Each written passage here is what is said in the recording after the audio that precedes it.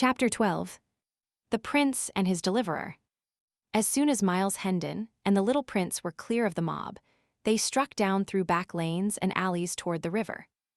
Their way was unobstructed until they approached London Bridge. Then they plowed into the multitude again, Hendon keeping a fast grip upon the prince's the king's wrist. The tremendous news was already abroad, and the boy learned it from 1,000 voices at once. The king is dead.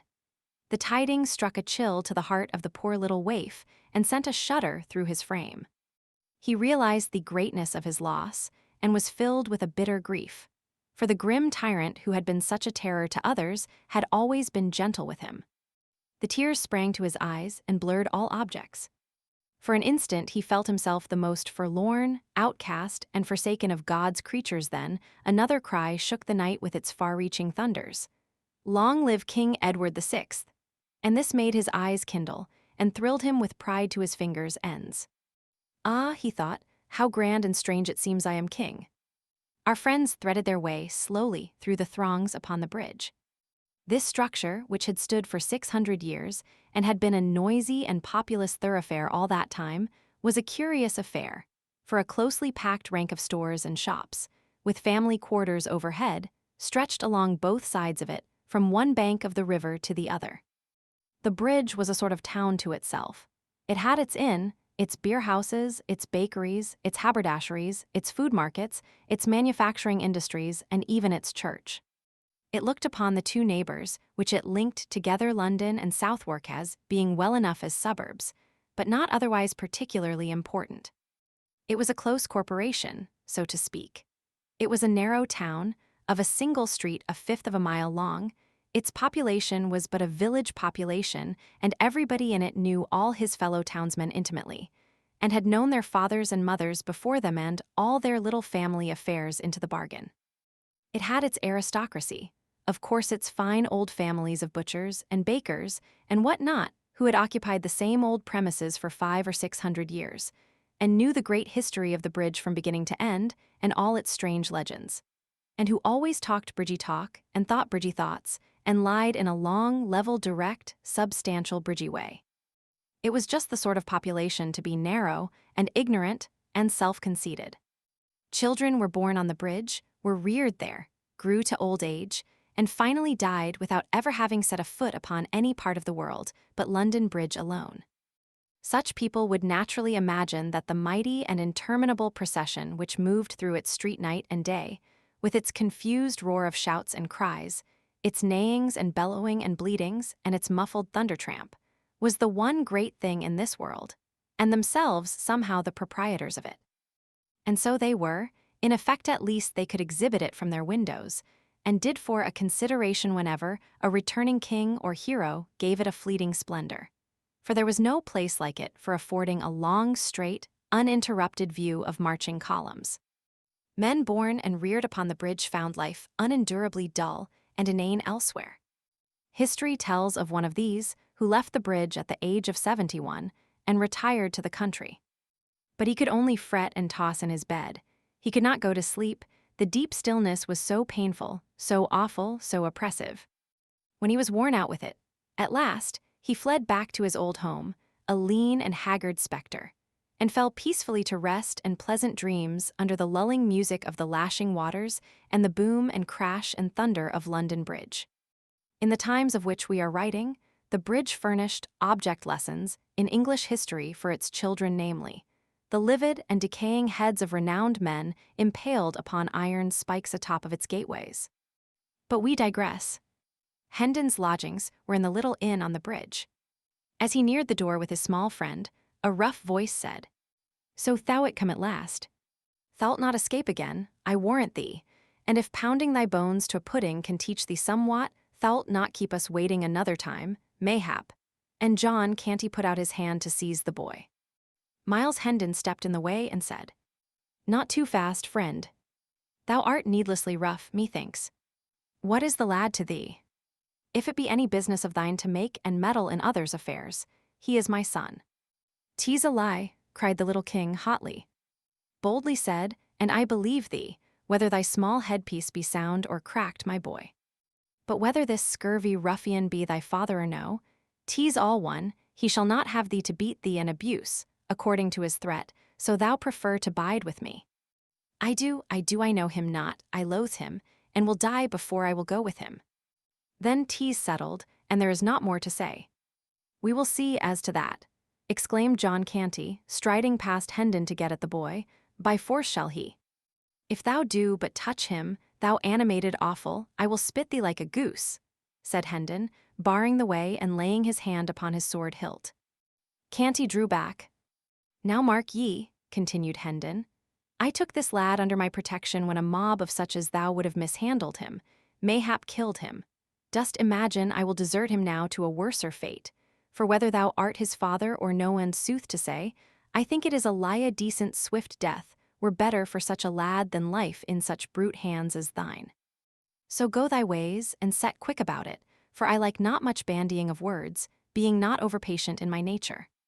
John Canty moved off, muttering threats and curses, and was swallowed from sight in the crowd. Hendon ascended 3 flights of stairs to his room, with his charge, after ordering a meal to be sent thither. It was a poor apartment, with a shabby bed and some odds and ends of old furniture in it, and was vaguely lighted by a couple of sickly candles. The little king dragged himself to the bed and lay down upon it, almost exhausted with hunger and fatigue. He had been on his feet a good part of a day and a night, for it was now 2 or 3 o'clock in the morning, and had eaten nothing meantime. He murmured drowsily, "Prithee call me when the table is spread," and sank into a deep sleep immediately. A smile twinkled in Hendon's eye, and he said to himself, "By the mass, the little beggar takes to one's quarters and usurps one's bed with as natural and easy a grace, as if he owned them with never a by your leave or so please it you, or anything of the sort." In his diseased ravings he called himself the Prince of Wales, and bravely doth he keep up the character. Poor little friendless rat, doubtless his mind has been disordered with ill usage. Well, I will be his friend, I have saved him, and it draweth me strongly to him. Already I love the bold-tongued little rascal. How soldier-like he faced the smutty rabble, and flung back his high defiance. And what a comely, sweet, and gentle face he hath, now that sleep hath conjured away its troubles and its griefs. I will teach him, I will cure his malady. Yea, I will be his elder brother, and care for him and watch over him, and whoso would shame him or do him hurt may order his shroud, for though I be burnt for it, he shall need it. He bent over the boy and contemplated him with kind and pitying interest, tapping the young cheek tenderly and smoothing back the tangled curls with his great brown hand. A slight shiver passed over the boy's form. Hendon muttered, "See, now, how like a man it was to let him lie here, uncovered, and fill his body with deadly rheums. Now what shall I do? 'Twill wake him to take him up and put him within the bed, and he sorely needeth sleep." He looked about for extra covering, but finding none, doffed his doublet and wrapped the lad in it, saying, "I am used to nipping air and scant apparel, 'tis little I shall mind the cold." Then walked up and down the room to keep his blood in motion, soliloquizing as before. His injured mind persuades him he is Prince of Wales.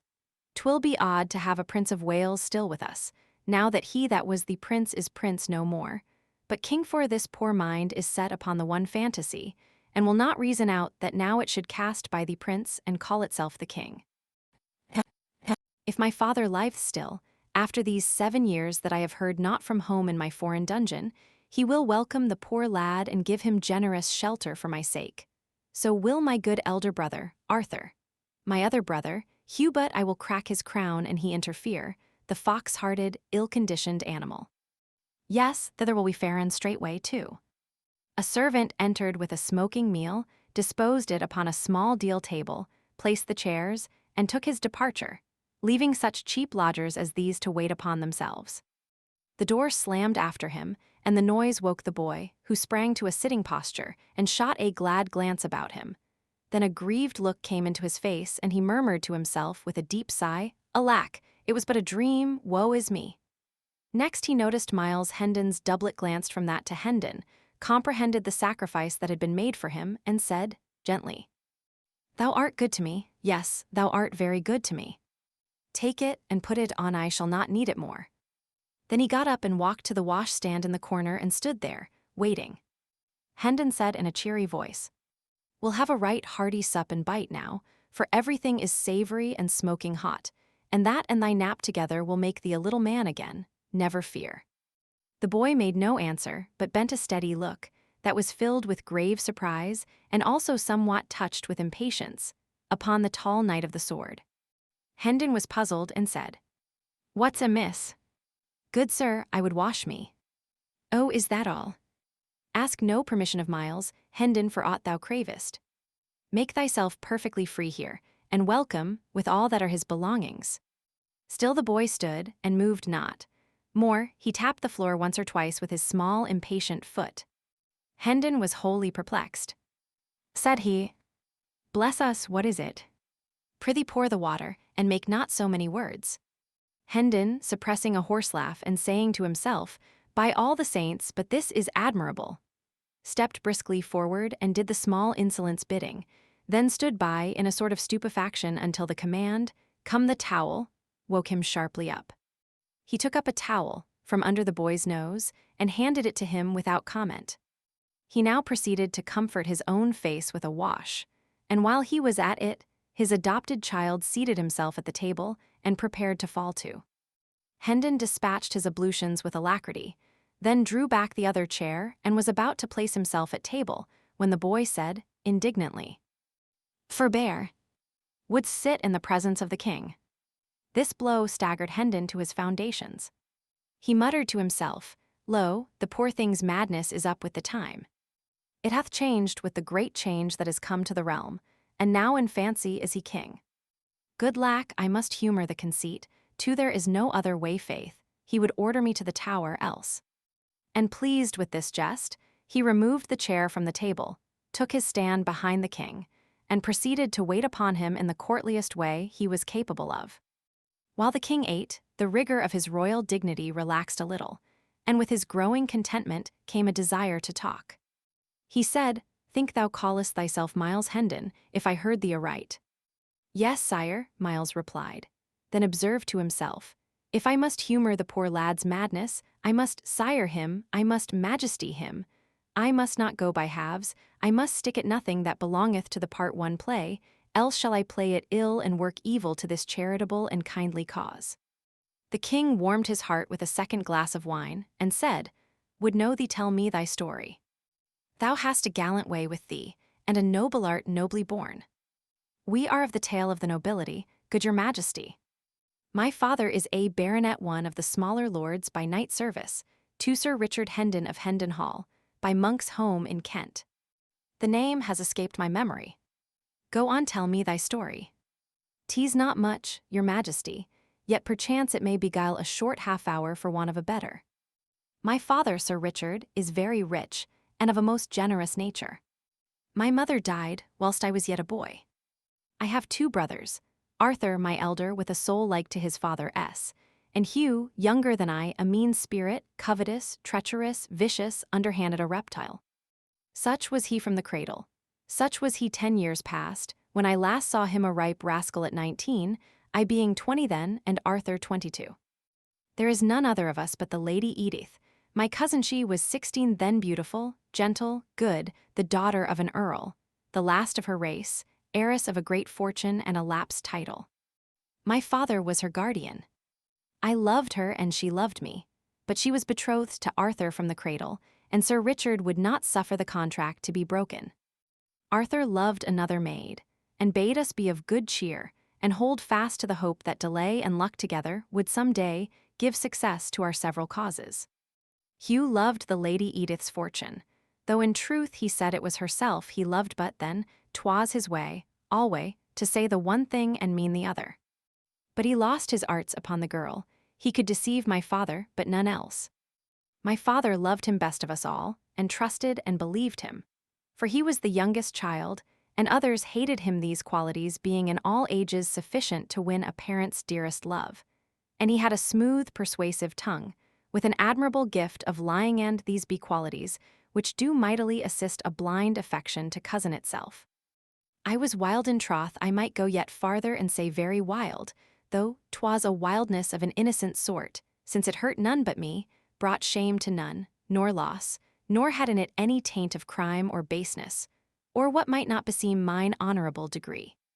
Yet did my brother Hugh turn these faults to good account he, seeing that our brother Arthur's health was but indifferent, and hoping the worst might work him profit, were I swept out of the path so but, tweer a long tale, good my liege, and little worth the telling. Briefly, then, this brother did deftly magnify my faults, and make them crimes, ending his base work with finding a silken ladder in mine apartments conveyed thither by his own means and, did convince my father by this, and suborned evidence of servants and other lying knaves, that I was minded to carry off my Edith and Mary with her in rank defiance of his will. 3 years of banishment from home and England might make a soldier and a man of me, my father said, and teach me some degree of wisdom. I fought out my long probation in the Continental Wars, tasting sumptuously of hard knocks, privation, and adventure. But in my last battle I was taken captive, and during the 7 years that have waxed and waned since then, a foreign dungeon hath harbored me. Through wit and courage I won to the free air at last, and fled hither straight. And am but just arrived, right poor in purse and raiment, and poorer still in knowledge of what these dull 7 years have wrought at Hendon Hall, its people and belongings. So please you, sir, my meagre tale is told. Thou hast been shamefully abused, said the little king with a flashing eye. But I will right thee by the cross, will I? The king hath said it. Then, fired by the story of Miles's wrongs, he loosed his tongue and poured the history of his own recent misfortunes into the ears of his astonished listener. When he had finished, Miles said to himself, Lo, what an imagination he hath! Verily, this is no common mind. Else crazed or sane, it could not weave so straight and gaudy a tale as this out of the airy nothings wherewith it hath wrought this curious raiment. Poor ruined little head, it shall not lack friend or shelter whilst I bide with the living. He shall never leave my side, he shall be my pet, my little comrade. And he shall be cured, I, made whole and sound then will he make himself a name and proud shall I be to say. Yes, he is mine I took him, a homeless little ragamuffin, but I saw what was in him, and I said his name would be heard some day behold him, observe him was I right. The king spoke in a thoughtful, measured voice. Thou didst save me injury and shame, perchance my life, and so my crown. Such service demandeth rich reward. Name thy desire, and so it be within the compass of my royal power, it is thine. This fantastic suggestion startled Hendon out of his reverie. He was about to thank the king and put the matter aside with saying he had only done his duty and desired no reward, but a wiser thought came into his head, and he asked leave to be silent a few moments and consider the gracious offer and idea which the king gravely approved, remarking that it was best to be not too hasty with a thing of such great import. Miles reflected during some moments, then said to himself, Yes, that is the thing to do by any other means it were impossible to get at attend certs. This hour's experience has taught me 'twould be most wearing and inconvenient to continue it as it is. Yes, I will propose it. 'Twas a happy accident that I did not throw the chance away. Then he dropped upon one knee and said, My poor service went not beyond the limit of a subject's simple duty, and therefore hath no merit. But since your majesty is pleased to hold it worthy some reward, I take heart of grace to make petition to this effect. Near 400 years ago, as your grace knoweth, there being ill blood betwixt John, King of England, and the King of France, it was decreed that 2 champions should fight together in the lists, and so settle the dispute by what is called the arbitrament of God. These 2 kings and the Spanish king, being assembled to witness and judge the conflict, the French champion appeared. But so redoubtable was he, that our English knights refused to measure weapons with him. So the matter, which was a weighty one, was like to go against the English monarch by default. Now in the Tower lay the Lord de Courcy, the mightiest arm in England, stripped of his honors and possessions, and wasting with long captivity. Appeal was made to him. He gave assent, and came forth arrayed for battle. But no sooner did the Frenchman glimpse his huge frame and hear his famous name, but he fled away, and the French king's cause was lost. King John restored de Courcy's titles and possessions, and said, Name thy wish and thou shalt have it, though it cost me half my kingdom. Whereat de Courcy, kneeling, as I do now, made answer, This, then, I ask, my liege, that I and my successors may have and hold the privilege of remaining covered in the presence of the kings of England, henceforth while the throne shall last. the boon was granted, as your majesty knoweth, and there hath been no time these 400 years that line has failed of an heir. And so, even unto this day, the head of that ancient house still weareth his hat or helm before the king's majesty, without let or hindrance, and this none other may do. 3. Invoking this precedent in aid of my prayer, I beseech the king to grant to me, but this one grace and privilege to my more than sufficient reward and none other, to wit, that I and my heirs for ever may sit in the presence of the majesty of England. Rise, Sir Miles Hendon, knight, said the king, gravely giving the accolade with Hendon's sword. Rise and seat thyself. Thy petition is granted. Whilst England remains, and the crown continues, the privilege shall not lapse. His majesty walked apart, musing, and Hendon dropped into a chair at table, observing to himself, "'Twas a brave thought, and hath wrought me a mighty deliverance. My legs are grievously wearied. And I had not thought of that, I must have had to stand for weeks, till my poor lad's wits are cured." After a little, he went on, "And so I am become a knight of the kingdom of dreams and shadows. A most odd and strange position, truly, for one so matter-of-fact as I. I will not laugh, no, God forbid, for this thing which is so substanceless to me is real to him. And to me, also, in one way it is not a falsity, for it reflects with truth the sweet and generous spirit that is in him." After a pause, what if he should call me by my fine title before folk? There'd be a merry contrast betwixt my glory and my raiment. But no matter, let him call me what he will, so it please him, I shall be content. Chapter 13. The disappearance of the prince. A heavy drowsiness presently fell upon the two comrades. The king said, "Remove these rags," meaning his clothing. Hendon disapparelled the boy without dissent or remark, tucked him up in bed, then glanced about the room, saying to himself ruefully, "He hath taken my bed again, as before, Mary, what shall I do?" The little king observed his perplexity, and dissipated it with a word. He said sleepily, "Thou wilt sleep athwart the door, and guard it." In a moment more he was out of his troubles, in a deep slumber. "Dear heart, he should have been born a king," muttered Hendon admiringly. "He playeth the part to a marvel." Then he stretched himself across the door, on the floor, saying contentedly, "I have lodged worse for 7 years. 'Twould be but ill gratitude to him above to find fault with this." He dropped asleep as the dawn appeared. Toward noon he rose, uncovered his unconscious warda section, at a time end took his measure with a string. The king awoke, just as he had completed his work, complained of the cold, and asked what he was doing. "'Tis done now, my liege," said Hendon. "I have a bit of business outside, but will presently return. Sleep thou again, thou needest it. There let me cover thy head, also thou'lt be warm the sooner." The king was back in dreamland before the speech was ended. Miles slipped softly out and slipped as softly in again in the course of 30 or 40 minutes, with a complete second-hand suit of boys' clothing, of cheap material and showing signs of wear, but tidy and suited to the season of the year. He seated himself and began to overhaul his purchase, mumbling to himself, "A longer purse would have got a better sort, but when one has not the long purse one must be content with what a short one may do.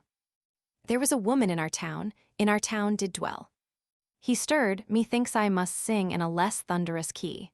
'Tis not good to mar his sleep, with this journey before him, and he so wearied out, poor chap. This garment 'tis well enough a stitch here, and another one there will set it aright. This other is better, albeit a stitch or two will not come amiss in it, likewise. These be very good and sound, and will keep his small feet warm and dry. An odd new thing to him, belike, since he has doubtless been used to foot it bare, winters and summers the same. Would thread were bread, seeing one getteth a year's sufficiency for a farthing, and such a brave big needle without cost, for mere love. Now shall I have the demon's own time to thread it." And so he had. He did as men have always done, and probably always will do, to the end of time held the needle still, and tried to thrust the thread through the eye, which is the opposite of a woman's way. Time and time again the thread missed the mark, going sometimes on one side of the needle, sometimes on the other, sometimes doubling up against the shaft. But he was patient, having been through these experiences before when he was soldiering. He succeeded at last, and took up the garment that had lain waiting, meantime, across his lap, and began his work. The inn is paid the breakfast that is to come. Included in there is wherewithal left to buy a couple of donkeys, and meet our little costs for the 2 or 3 days betwixt this, and the plenty that awaits us at Hendon Hall. She loved her whose body o' me. I have driven the needle under my nail. It matters little 'tis not a novelty yet, 'tis not a convenience neither. We shall be merry there, little one, never doubt it. Thy troubles will vanish there, and likewise thy sad distemper. She loved her husband dearly, but another man. These be noble large stitches. Holding the garment up and viewing it admiringly, they have a grandeur and a majesty that do cause these small stingy ones of the tailor-man to look mightily paltry and plebeian. She loved her husband dearly, but another man he loved she. Mary, 'tis done a goodly piece of work, too, and wrought with expedition. Now will I wake him, apparel him, pour for him, feed him, and then will we hie us to the mart by the Tabard Inn in Southwark, and be pleased to rise, my liege. He answereth not what ho, my liege. Of a truth must I profane his sacred person with a touch, sith his slumber is deaf to speech. What? He threw back the covers, the boy was gone. He stared about him in speechless astonishment for a moment, noticed for the first time that his ward's ragged raiment was also missing. Then he began to rage and storm and shout for the innkeeper. At that moment, a servant entered with the breakfast. "Explain, thou limb of Satan, or thy time is come," roared the man of war, and made so savage a spring toward the waiter that this latter could not find his tongue, for the instant, for fright and surprise. "Where is the boy?" In disjointed and trembling syllables, the man gave the information desired. "You were hardly gone from the place, your worship, when a youth came running and said it was your worship's will that the boy come to you straight, at the bridge end on the Southwark side. I brought him hither, and when he woke the lad and gave his message, the lad did grumble some little for being disturbed, so early, as he called it, but straightway trussed on his rags and went with the youth, only saying it had been better manners that your worship came yourself, not sent a stranger and so. And so thou art a fool and easily cozened hang all thy breed. Yet mayhap no hurt is done. Possibly no harm is meant the boy. I will go fetch him. Make the table ready. Stay." The coverings of the bed were disposed, as if one lay beneath them happened that by accident. "I know not, good your worship. I saw the youth meddle with them he that came for the boy. Thousand deaths. 'Twas done to deceive me, 'tis plain, 'twas done to gain time. Hark ye. Was that youth alone?" "All alone, your worship." "Art sure?" "Sure, your worship." "Collect thy scattered wits, bethink thee, take time, man." After a moment's thought, the servant said, "When he came, none came with him, but now I remember me that as the two stepped into the throng of the bridge, a ruffian-looking man plunged out from some near place, and just as he was joining them." "What then, out with it?" thundered the impatient Hendon, interrupting. Just then the crowd lapped them up and closed them in, and I saw no more, being called by my master, who was in a rage because a joint that the scrivener had ordered was forgot, though I take all the saints to witness that to blame me for that miscarriage were like holding the unborn babe to judgment for sins calm. "Out of my sight, idiot. Thy prating drives me mad. Hold! Whither art flying? Canst not bide still an instant?" Went they toward Southwark? "Even so, your worship, for, as I said before, as to that detestable joint, the babe unborn is no whit more blameless than. Art here yet? And prating still? Vanish, lest I throttle thee." The servitor vanished. Hendon followed after him, passed him, and plunged down the stairs 2 steps at a stride, muttering, "'Tis that scurvy villain that claimed he was his son. I have lost thee, my poor little mad master. It is a bitter thought, and I had come to love thee so. No, by book and bell, not lost. Not lost, for I will ransack the land till I find thee again. Poor child, yonder is his breakfast and mine, but I have no hunger now, so let the rats have it speed. That is the word? As he wormed his swift way through the noisy multitudes upon the bridge, he several times said to himself, clinging to the thought as if it were a particularly pleasing one. He grumbled. But he went, yes, because he thought Miles Hendon asked it. Sweet lad, he would ne'er have done it for another. I know it well. Chapter 14. Leroy est mort 5 Leroy. Toward daylight of the same morning, Tom Canty stirred out of a heavy sleep and opened his eyes in the dark. He lay silent a few moments, trying to analyze his confused thoughts and impressions and get some sort of meaning out of them. Then suddenly he burst out in a rapturous but guarded voice. I see it all, I see it all. Now God be thanked, I am indeed awake at last. Come joy. Vanish sorrow.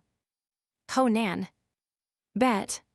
Kick off your straw and hie ye hither to my side, till I do pour into your unbelieving ears the wildest madcap dream that ever the spirits of night did conjure up to astonish the soul of man withal. Ho Nan, I say. Bet. A dim form appeared at his side, and a voice said, Wilt deign to deliver thy commands? Commands? Oh, woe is me, I know thy voice. Speak thou, who am I? Thou. In sooth, yesternight wert thou the Prince of Wales. Today art thou my most gracious liege, Edward, King of England. Tom buried his head among his pillows, murmuring plaintively, Alack, it was no dream. Go to thy rest, sweet sir, leave me to my sorrows. Tom slept again, and after a time he had this pleasant dream. He thought it was summer, and he was playing all alone in the fair meadow called Goodman's Fields, when a dwarf only a foot high, with long red whiskers and a humped back, appeared to him suddenly and said, Dig by that stump. He did so, and found 12 bright new pennies, wonderful riches. Yet this was not the best of it, for the dwarf said, I know thee. Thou art a good lad, and a deserving, thy distresses shall end, for the day of thy reward is come. Dig here every 7th day, and thou shalt find always the same treasure, 12 bright new pennies. Tell none, keep the secret. Then the dwarf vanished, and Tom flew to awful court with his prize, saying to himself, Every night will I give my father a penny. He will think I begged it, it will glad his heart, and I shall no more be beat. 1 penny every week the good priest that teacheth me shall have, mother, Nan, and Bet the other 4. We be done with hunger and rags, now, done with fears and frets and savage usage.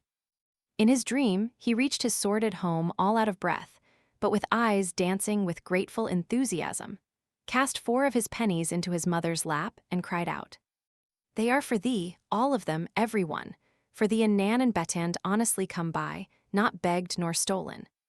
The happy and astonished mother strained him to her breast and exclaimed, It waxeth late, may it please your majesty to rise. Ah! That was not the answer he was expecting. The dream had snapped asunder. He was awake. He opened his eyes. The richly clad first lord of the bedchamber was kneeling by his couch. The gladness of the lying dream faded away. The poor boy recognized that he was still a captive and a king. The room was filled with courtiers clothed in purple mantles, the morning color, and with noble servants of the monarch. Tom sat up in bed and gazed out from the heavy silken curtains upon this fine company. The weighty business of dressing began, and one courtier after another knelt and paid his court and offered to the little king his condolences upon his heavy loss, whilst the dressing proceeded.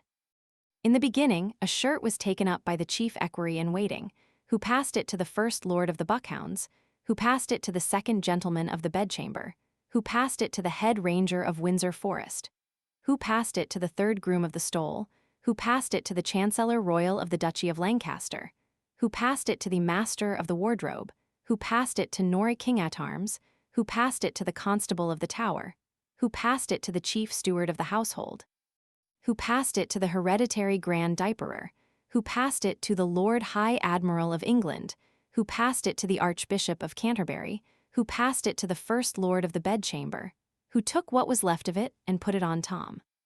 Poor little wondering chap, it reminded him of passing buckets at a fire. Each garment in its turn had to go through this slow and solemn process. Consequently, Tom grew very weary of the ceremony, so weary that he felt an almost gushing gratefulness when he at last saw his long silken hose begin the journey down the line and knew that the end of the matter was drawing near. But he exulted too soon. The first lord of the bedchamber received the hose and was about to encase Tom's legs in them, when a sudden flush invaded his face, and he hurriedly hustled the things back into the hands of the Archbishop of Canterbury with an astounded look and a whispered, "See, my lord," pointing to a something connected with the hose. The Archbishop paled, then flushed, and passed the hose to the Lord High Admiral, whispering, "See, my lord." The Admiral passed the hose to the hereditary Grand Diaperer, and had hardly breath enough in his body to ejaculate, "See, my lord." The hose drifted backward along the line, to the chief steward of the household, the constable of the Tower, Norfolk King-at-Arms, the master of the wardrobe, the Chancellor Royal of the Duchy of Lancaster, the third groom of the stole, the head ranger of Windsor Forest, the second gentleman of the bedchamber. The first lord of the Buckhounds accompanied always with that amazed and frightened, "See." See, till they finally reached the hands of the chief equerry in waiting, who gazed a moment with a pallid face upon what had caused all this dismay, then hoarsely whispered, "Body of my life, a tag gone from a truss point to the Tower with the head keeper of the king's hose." After which he leaned upon the shoulder of the first lord of the Buckhounds to regather his vanished strength whilst fresh hose, without any damaged strings to them, were brought. But all things must have an end, and so in time Tom Canty was in a condition to get out of bed. The proper official poured water, the proper official engineered the washing, the proper official stood by with a towel, and by Tom got safely through the purifying stage and was ready for the services of the hairdresser royal. When he at length emerged from this master's hands, he was a gracious figure and as pretty as a girl, in his mantle and trunks of purple satin and purple-plumed cap.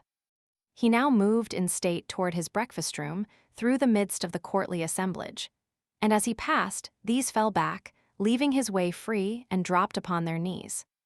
After breakfast, he was conducted, with regal ceremony, attended by his great officers and his guard of 50 gentlemen pensioners bearing gilt battle-axes, to the throne-room, where he proceeded to transact business of state. His uncle, Lord Hertford, took his stand by the throne, to assist the royal mind with wise counsel. The body of illustrious men named by the late king as his executors appeared, to ask Tom's approval of certain acts of theirs rather a form, and yet not wholly a form, since there was no protector as yet. The Archbishop of Canterbury made report of the decree of the Council of Executors concerning the obsequies of his late most illustrious Majesty, and finished by reading the signatures of the executors, to wit, the Archbishop of Canterbury, the Lord Chancellor of England, William Lord St. John, John Lord Russell, Edward Earl of Hertford, John Viscount Lisle, Cuthbert Bishop of Durham. Tom was not listening. An earlier clause of the document was puzzling him. At this point he turned and whispered to Lord Hertford, "What day did he say the burial hath been appointed for?" "The 16th of the coming month, my liege." "'Tis a strange folly. Will he keep?"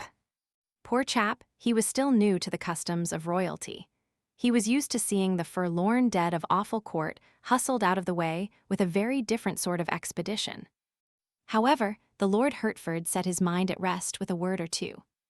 A Secretary of State presented an order of the Council appointing the morrow, at 11, for the reception of the foreign ambassadors, and desired the king's assent.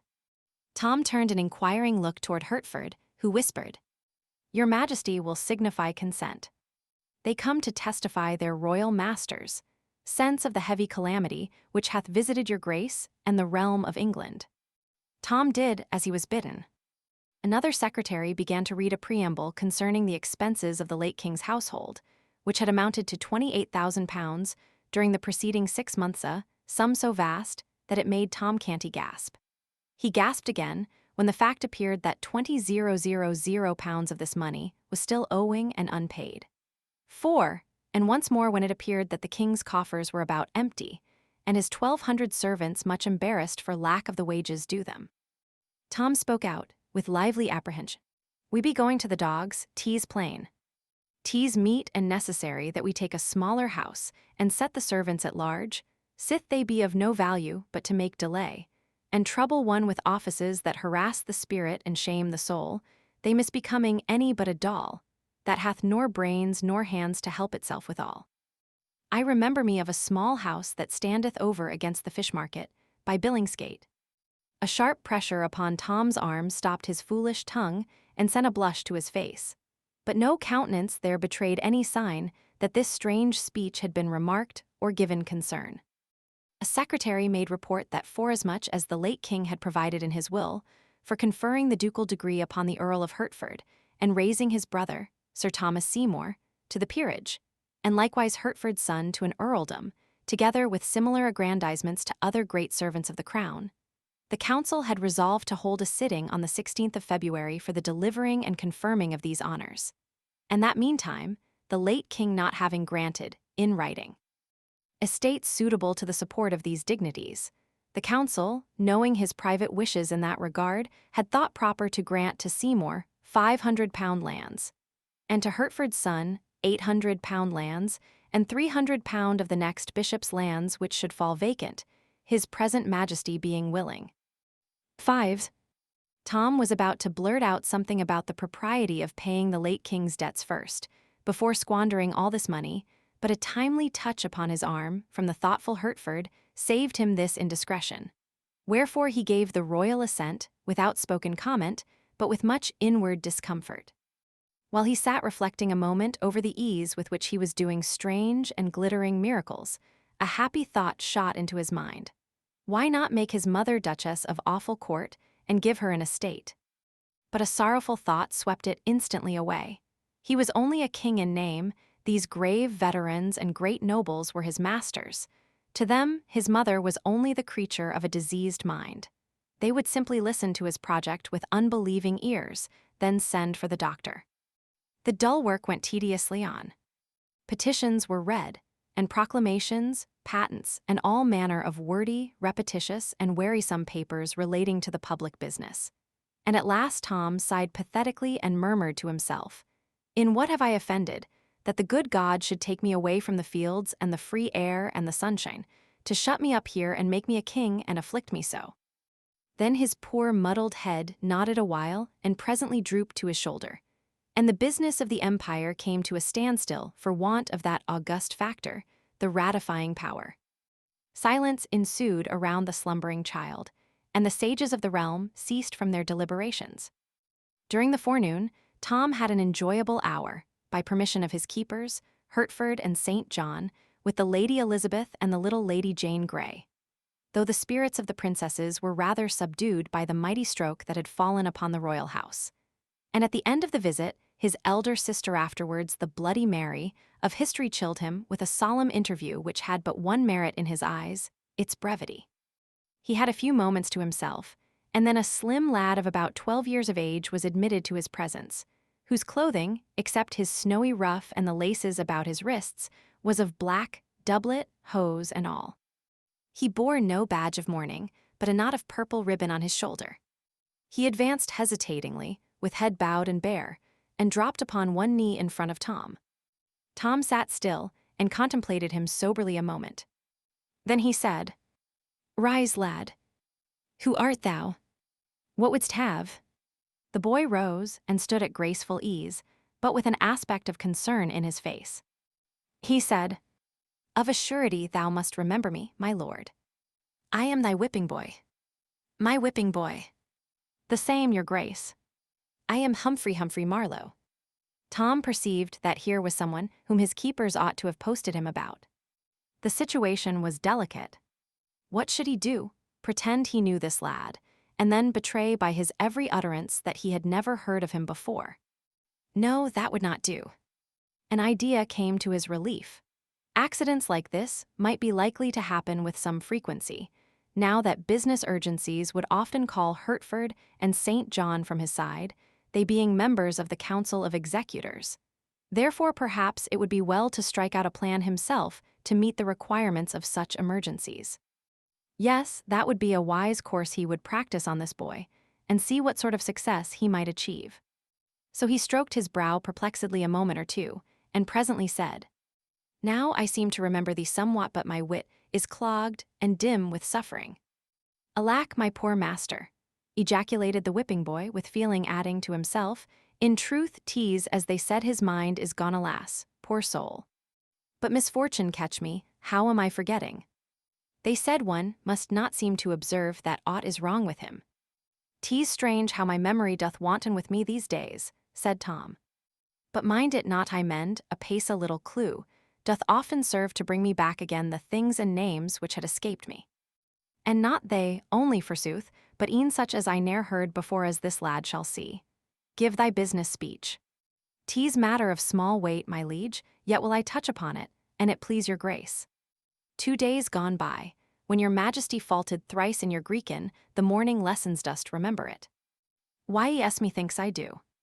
It is not much of a lion, I had meddled with the Greek at all, I had not faulted simply thrice, but 40 times. Yes, I do recall it, now go on. The master, being wroth with what he termed such slovenly and doltish work, did promise that he would soundly whip me for a tand. Whip thee, said Tom, astonished out of his presence of mind. Why should he whip thee for faults of mine? Ah, your grace forgetteth again. He always scourgeth me, when thou dost fail in thy lessons. True, true, I had forgot. Thou teachest me in private then, if I fail. He argueth that thy office was lamely done, and— Oh, my liege, what words are these? I, the humblest of thy servants, presume to teach thee. Then where is thy blame? What riddle is this? Am I in truth gone mad, or is it thou? Explain, speak out. But, good your majesty, there's naught that needeth simplifying. None may visit the sacred person of the Prince of Wales with blows, wherefore, when he faulteth, 'tis I that take them, and meet it is and right, for that it is mine office and my livelihood. 1. Tom stared at the tranquil boy, observing to himself, Lo, it is a wonderful thing, a most strange and curious trade. I marvel they have not hired a boy to take my combings and my dressings for me, would heaven they would, and they will do this thing. I will take my lashings in mine own person, giving God thanks for the change. Then he said aloud, And hast thou been beaten, poor friend, according to the promise? No, good your majesty, my punishment was appointed for this day, and peradventure it may be annulled, as unbefitting the season of mourning that is come upon us. I know not, and so have made bold to come hither and remind your grace about your gracious promise to intercede in my behalf. With the master, to save thee thy whipping. Ah, thou dost remember. My memory mendeth, thou seest. Set thy mind at ease, thy back shall go unscathed, I will see to it. Oh, thanks, my good lord, cried the boy, dropping upon his knee again. Mayhap I have ventured far, Eno, and yet. Seeing Master Humphrey hesitate, Tom encouraged him to go on, saying he was in the granting mood. Then will I speak it out, for it lieth near my heart. Sith thou art no more Prince of Wales but king, thou canst order matters as thou wilt, with none to say thee nay. Wherefore it is not in reason that thou wilt longer vex thyself with dreary studies, but wilt burn thy books and turn thy mind to things less irksome. Then am I ruined, and mine orphan sisters with me. Ruined? Prithee how? My back is my bread, O my gracious liege. If it go idle, I starve. And thou cease from study mine office, is gone thou'lt need no whipping boy. Do not turn me away. Tom was touched with this pathetic distress. He said, with a right royal burst of generosity, Discomfort thyself no further, lad. Thine office shall be permanent in thee and thy line forever. Then he struck the boy a light blow on the shoulder with the flat of his sword, exclaiming, Rise, Humphrey Marlowe, hereditary grand whipping boy to the royal house of England. Banish sorrow, I will betake me to my books again, and study so ill that they must in justice treble thy wage, so mightily shall the business of thine office be augmented.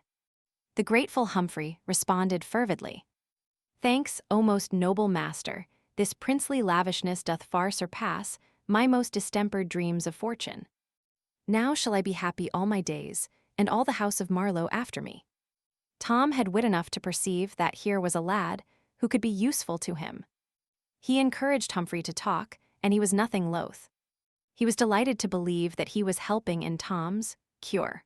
For always, as soon as he had finished calling back to Tom's diseased mind the various particulars of his experiences and adventures in the royal schoolroom and elsewhere about the palace, he noticed that Tom was then able to recall the circumstances quite clearly. At the end of an hour, Tom found himself well freighted with very valuable information concerning personages and matters pertaining to the court. So he resolved to draw instruction from this source daily. And to this end, he would give order to admit Humphrey to the royal closet whenever he might come, provided the Majesty of England was not engaged with other people. Humphrey had hardly been dismissed when my Lord Hertford arrived with more trouble for Tom. He said that the lords of the council, fearing that some overwrought report of the king's damaged health might have leaked out and got abroad, they deemed it wise and best that His Majesty should begin to dine in public after a day or two his wholesome complexion and vigorous step. Assisted by a carefully guarded repose of manner and ease and grace of demeanor, would more surely quiet the general pulse in case any evil rumors had gone about than any other scheme that could be devised. Then the Earl proceeded, very delicately, to instruct Tom as to the observances proper to the stately occasion, under the rather thin disguise of reminding him concerning things already known to him. But to his vast gratification, it turned out that Tom needed very little help in this line. He had been making use of Humphrey in that direction. For Humphrey had mentioned that within a few days he was to begin to dine in public, having gathered it from the swift-winged gossip of the court. Tom kept these facts to himself, however. Seeing the royal memory so improved, the Earl ventured to apply a few tests to it, in an apparently casual way, to find out how far its amendment had progressed. The results were happy, here and there, in spots where Humphrey's tracks remained, and on the whole my lord was greatly pleased and encouraged. So encouraged was he indeed, that he spoke up and said in a quite hopeful voice, "Now am I persuaded that if your Majesty will but tax your memory yet a little further, it will resolve the puzzle of the great Selah loss which was of moment yesterday, although of none today, since its term of service ended with our late lord's life. May it please your grace to make the trial." Tom was at sea. A great seal was something which he was totally unacquainted with. After a moment's hesitation, he looked up innocently and asked, "What was it like, my lord?" The Earl started, almost imperceptibly, muttering to himself, "Alack, his wits are flown again. It was ill wisdom to lead him on to strain them." Then he deftly turned the talk to other matters, with the purpose of sweeping the unlucky seal out of Tom's thoughts, a purpose which easily succeeded. Chapter 15. Tom as King. The next day the foreign ambassadors came, with their gorgeous trains, and Tom, throned in awful state, received them. The splendors of the scene delighted his eye and fired his imagination at first, but the audience was long and dreary, and so were most of the addresses, wherefore what began as a pleasure grew into weariness and homesickness by and by. Tom said the words which Hertford put into his mouth from time to time, and tried hard to acquit himself satisfactorily, but he was too new to such things, and too ill at ease to accomplish more than a tolerable success. He looked sufficiently like a king, but he was ill able to feel like one. He was cordially glad when the ceremony was ended. The larger part of his day was wasted, as he termed it, in his own mind and labors pertaining to his royal office. Even the 2 hours devoted to certain princely pastimes and recreations were rather a burden to him than otherwise. They were so fettered by restrictions and ceremonious observances. However, he had a private hour with his whipping boy which he counted clear gain, since he got both entertainment and needful information out of it. The third day of Tom Canty's kingship came and went much as the others had done, but there was a lifting of his cloud. In one way he felt less uncomfortable than at first. He was getting a little used to his circumstances and surroundings. His chains still galled, but not all the time. He found that the presence and homage of the great afflicted and embarrassed him less and less sharply with every hour that drifted over his head. But for one single dread, he could have seen the fourth day approach without serious distress: the dining in public. It was to begin that day. There were greater matters in the program, for on that day he would have to preside at a council which would take his views and commands concerning the policy to be pursued toward various foreign nations scattered far and near over the great globe. On that day, too, Hertford would be formally chosen to the grand office of Lord Protector. Other things of note were appointed for that fourth day, also.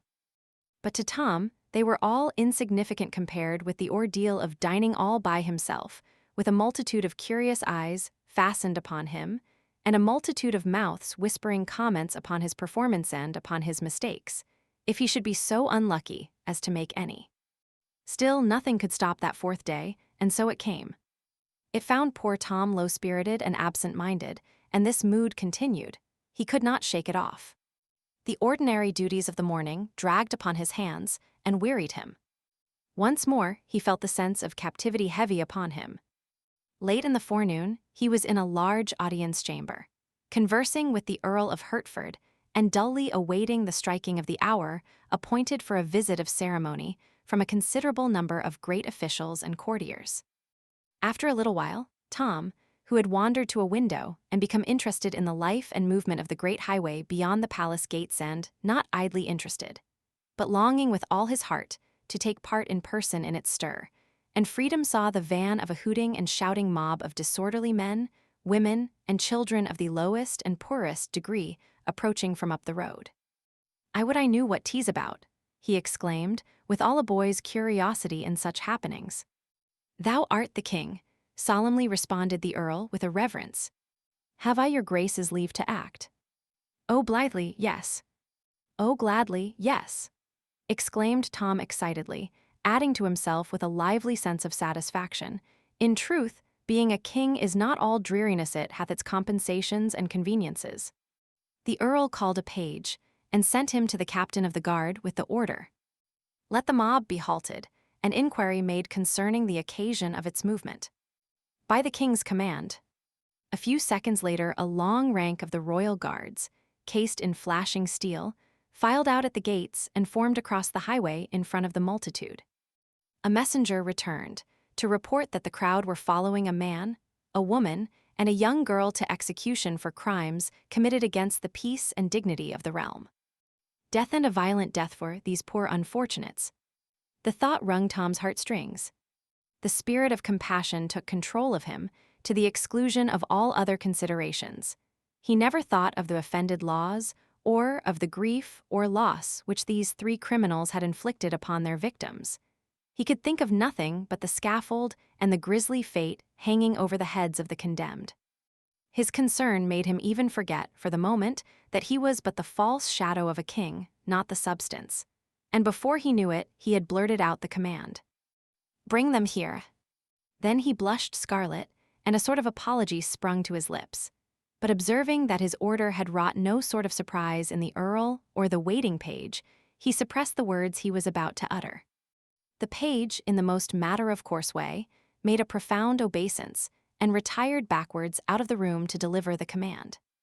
Tom experienced a glow of pride and a renewed sense of the compensating advantages of the kingly office. He said to himself, "Truly it is like what I was used to feel when I read the old priest's tales, and did imagine mine own self a prince, giving law and command to all, saying, 'Do this, do that,' whilst none durst offer let or hindrance to my will." Now the doors swung open. One high-sounding title after another was announced, the personages owning them followed, and the place was quickly half-filled with noble folk and finery. But Tom was hardly conscious of the presence of these people. So wrought up was he and so intensely absorbed in that other and more interesting matter. He seated himself absently in his chair of state, and turned his eyes upon the door with manifestations of impatient expectancy. Seeing which, the company forbore to trouble him, and fell to chatting a mixture of public business and court gossip one with another. In a little while the measured tread of military men was heard approaching, and the culprits entered the presence in charge of an under-sheriff, and escorted by a detail of the king's guard. The civil officer knelt before Tom, then stood aside. The three doomed persons knelt also and remained so. The guard took position behind Tom's chair. Tom scanned the prisoners curiously. Something about the dress or appearance of the man had stirred a vague memory in him. "Methinks I have seen this man ere now. But the when or the where fail me," such was Tom's thought. Just then the man glanced quickly up and quickly dropped his face again, not being able to endure the awful port of sovereignty. But the one full glimpse of the face which Tom got was sufficient. He said to himself, "Now is the matter clear. This is the stranger that plucked Giles' wit out of the Thames, and saved his life that windy, bitter, first day of the new year. A brave good deed, pity, he hath been doing baser ones and got himself in this sad case. Have not forgot the day, neither the hour. By reason that an hour after, upon the stroke of 11, I did get a hiding by the hand of Gammer Canty, which was of so goodly and admired severity that all that went before or followed after it were, but fondlings and caresses by comparison. Tom now ordered that the woman and the girl be removed from the presence for a little time, then addressed himself to the under-sheriff, saying, "Good sir, what is this man's offense?" The officer knelt and answered, "So please your majesty, he hath taken the life of a subject by poison." Tom's compassion for the prisoner, and admiration of him as the daring rescuer of a drowning boy, experienced a most damaging shock. The thing was proven upon him, he asked. "Most clearly, sire." Tom sighed and said, "Take him away, he hath earned his death. 'Tis a pity, for he was a brave heart, nunna, I mean he hath the look of it." The prisoner clasped his hands together with sudden energy, and wrung them despairingly, at the same time appealing imploringly to the king, in broken and terrified phrases. "O my lord the king, and thou canst pity the lost, have pity upon me. I am innocent, neither hath that wherewith I am charged been more than but lamely proved, yet I speak not of that. The judgment is gone forth against me, and may not suffer alteration. Yet in mine extremity I beg a boon, for my doom is more than I can bear. A grace, my lord the king. In thy royal compassion, grant my prayer, give commandment that I be hanged." Tom was amazed. This was not the outcome he had looked for. "Odds my life, a strange boon. Was it not the fate intended thee?" "O good my liege, not so. It is ordered that I be boiled alive." The hideous surprise of these words almost made Tom spring from his chair.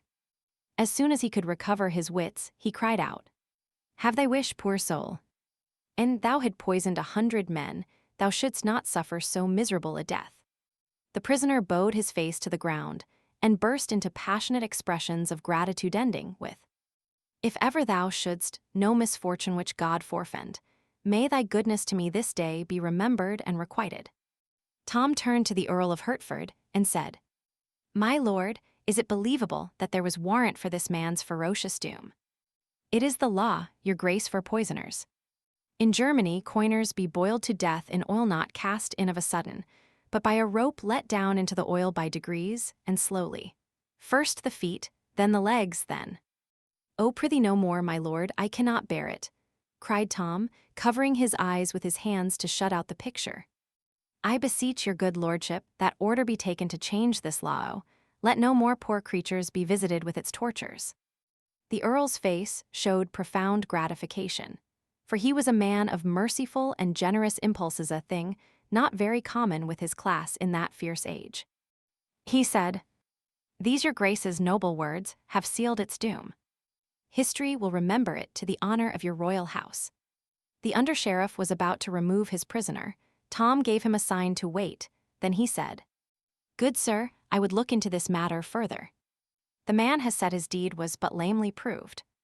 Tell me what thou knowest." "If the king's grace please, it did appear upon the trial that this man entered into a house in the hamlet of Islington, where one lay sick. 3 witnesses say it was at 10 of the clock in the morning, and 2 say it was some minutes later, the sick man being alone at the time, and sleeping, and presently the man came forth again and went his way. The sick man died within the hour, being torn with spasms and retchings. Did any see the poison given? Was poison found?" "Marry, no, my liege." "Then how doth one know there was poison given at all?" "Please your majesty, the doctors testified that none die with such symptoms, but by poison." Weighty evidence this in that simple age. Tom recognized its formidable nature, and said, "The doctor knoweth his trade, belike they were right. The matter hath an ill look for this poor man. Yet was not this all, your majesty, there is more and worse. Many testified that a witch, since gone from the village, none know whither, did foretell, and speak it privately in their ears, that the sick man would die by poison, and more, that a stranger would give it a stranger with brown hair and clothed in a worn and common garb. And surely this prisoner doth answer woundily to the bill. Please your majesty to give the circumstance that solemn weight which is its due, seeing it was foretold." This was an argument of tremendous force, in that superstitious day. Tom felt that the thing was settled. If evidence was worth anything, this poor fellow's guilt was proved. Still he offered the prisoner a chance, saying, "If thou canst say aught in thy behalf, speak. Naught that will avail, my king. I am innocent, yet cannot I make it appear. I have no friends, else might I show that I was not in Islington that day. So also might I show that at that hour they name I was above a league away, seeing I was at Wapping Old Stairs. Yea more, my king, for I could show that whilst they say I was taking life, I was saving it. A drowning boy. Peace. Sheriff, name the day the deed was done. At 10 in the morning, or some minutes later, the first day of the new year, most illustrious. Let the prisoner go free, it is the king's will." Another blush followed this unregal outburst, and he covered his indecorum as well as he could by adding, "It enraged me that a man should be hanged upon such idle, hair-brained evidence." A low buzz of admiration swept through the assemblage. It was not admiration of the decree that had been delivered by Tom, for the propriety or expediency of pardoning a convicted poisoner was a thing which few there would have felt justified in either admitting or admiring. No, the admiration was for the intelligence and spirit which Tom had displayed. Some of the low-voiced remarks were to this effect: "This is no mad king, he hath his wit sound." How sanely he put his questions, how, like his former natural self, was this abrupt imperious disposal of the matter. God be thanked, his infirmity is spent. This is no weakling, but a king. He hath borne himself like to his own father.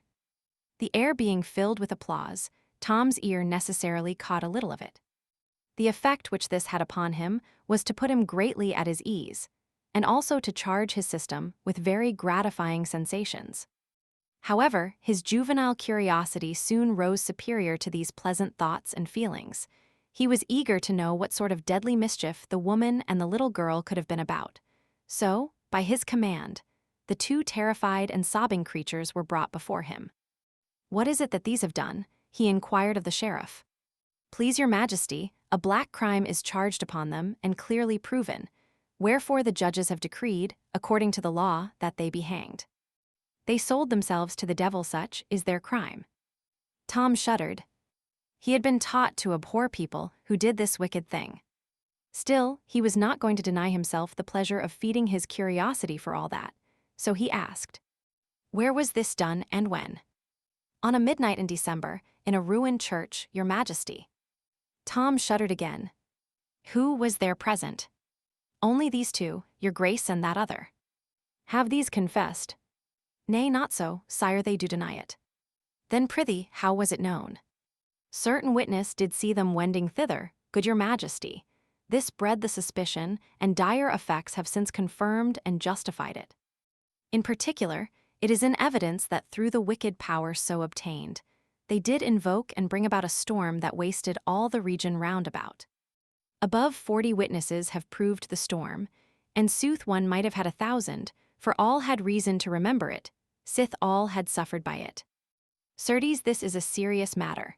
Tom turned this dark piece of scoundrelism over in his mind a while, then asked, "Suffered the woman also by the storm?" Several old heads among the assemblage nodded their recognition of the wisdom of this question. The sheriff, however, saw nothing consequential in the inquiry. He answered with simple directness, "Indeed did she, your majesty, and most righteously, as all aver. Her habitation was swept away, and herself and child left shelterless. Methinks the power to do herself so ill a turn was dearly bought. She had been cheated had she paid but a farthing for it.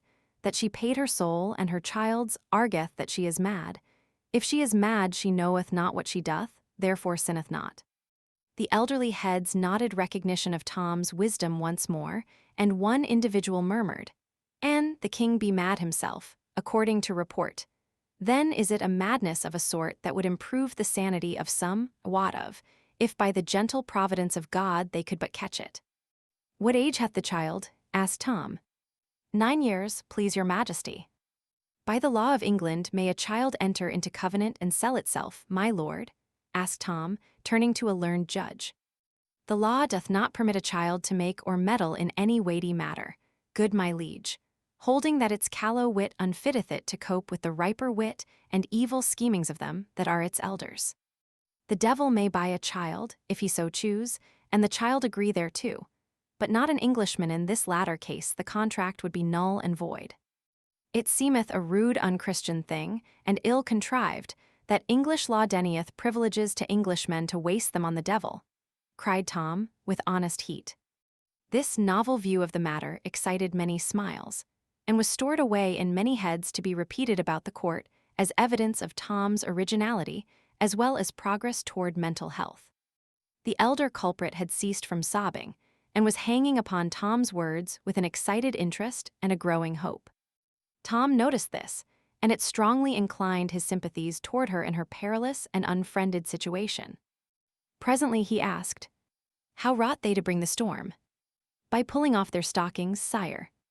This astonished Tom, and also fired his curiosity to fever heat. He said eagerly, "It is wonderful. Hath it always this dread effect?"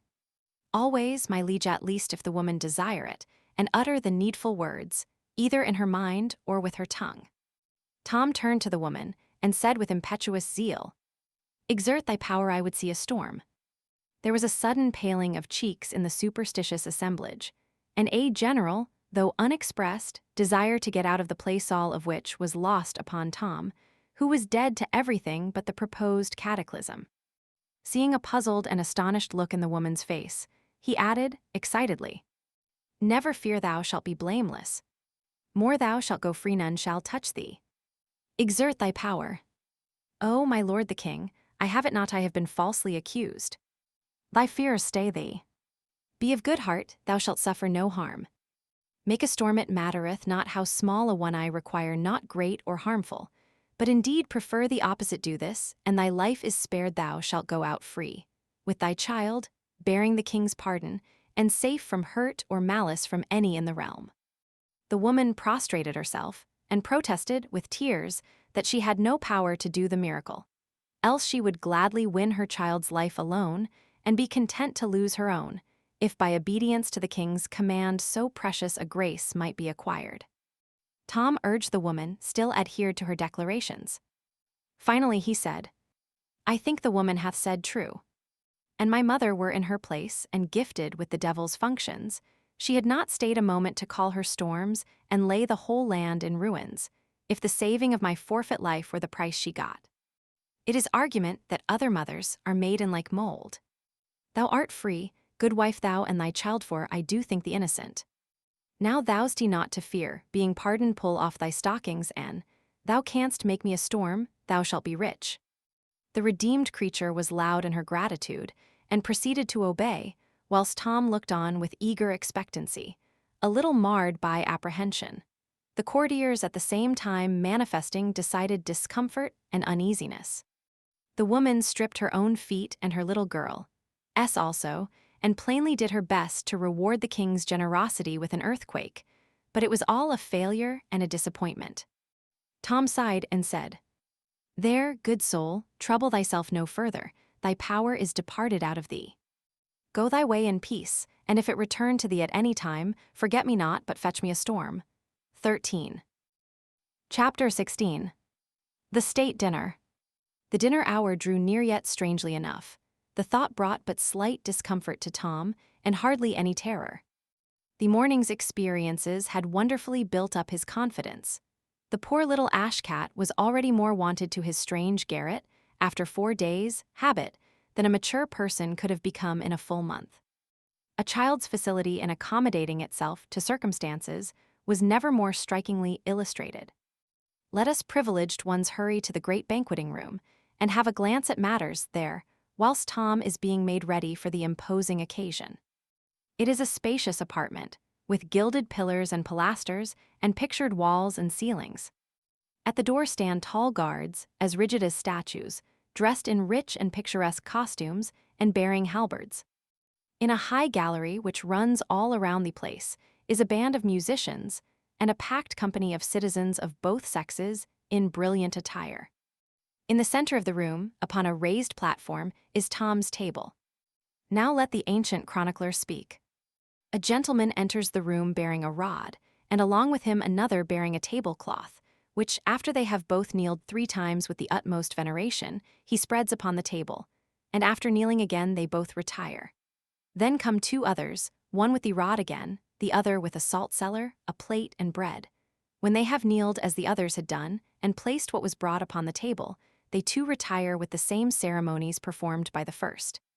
At last come 2 nobles, richly clothed, one bearing a tasting knife, who, after prostrating themselves 3 times in the most graceful manner, approach and rub the table with bread and salt, with as much awe as if the king had been present. 6. So end the solemn preliminaries.